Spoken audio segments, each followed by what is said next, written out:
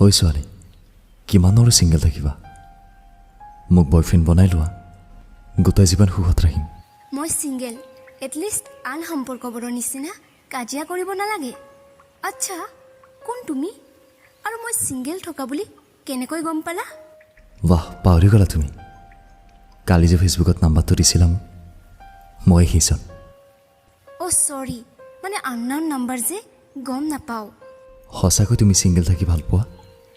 O' single life is best, কাৰণ নিজৰ স্বাধীনভাৱে চলিব পাৰি। আৰু সম্পৰ্কত থাকিলে এইটো নকৰিবা, সেইটো নকৰিবা, তাত নাযাবা, এইবিলাক মই নোৱাৰোঁ শুনিব। সকলো সম্পৰ্কত এনেকুৱা নহয়ও। কিছুমান সম্পৰ্কত স্বাধীনতা থাকে, কাৰণ এজন আনজনক বিশ্বাস কৰে। তোমাৰ কথাও সঁচা, বাট মই এইবিলাকত বিলিভ নকৰোঁ যে।